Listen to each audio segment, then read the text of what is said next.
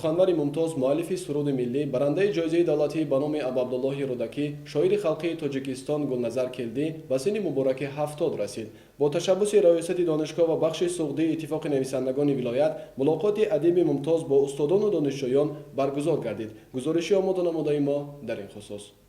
дар мулоқот ҳамчунин раиси иттифоқи нависандагони тоҷикистон Низом Қосим, Саидали Маъмур, намояндагон аз бахши суғдии иттифоқи нависандагони вилоят ва меҳмонони дигар ширкат варзиданд.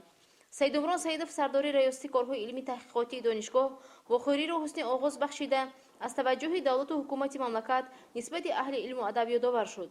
ном бурда аз самтҳои фаъолияти адиб ва офаридаҳои назмиву насрии ӯ ёдовар шуда афзуд ки имрӯз эҷодиёти ин шоири пурмаҳсул писанди хонандагон гардидааст.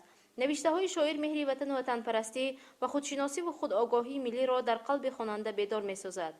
маҳфил бо хондани суруди миллӣ ҳамчун муқаддасоти давлат ва давлатдории тоҷикон ибтидо гирифт. номаи шодбошии ректори донишгоҳ Ҷамшед Ҷорабоев аз ҷониби муовини ректор оид ба корҳои илм ва инноватсия Абдуқаҳҳор Орипов ба самъи ҳозирин расонида шуд. раиси иттифоқи нависандагон Низом Қосим ба сухан баромада офаридаҳои шоири тавонои тоҷик Гулназар Келдиро дар ташаккули маънавиёти ҷомеа ва махсусан ҷавонон баланд арзёбӣ намуд.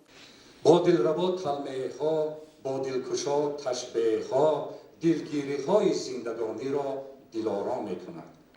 умри зирахшон ҳарфи хеш, умри ба маънӣ сарфи хеш, лали бадахшони ҳунар аз санги хорон мекунад. ҳамчунин профессор Атахон Сайфуллоев, шоир Саидали Маъмур, ҳоҷи Ҳусайн Мӯсузода ва доцент Нуруллохон Ғиёсов доири кори фаъолият ва ҷанбаҳои гуногуни эҷодиёти шоири халқии Тоҷикистон Гулназар Келдӣ суханронӣ намуданд.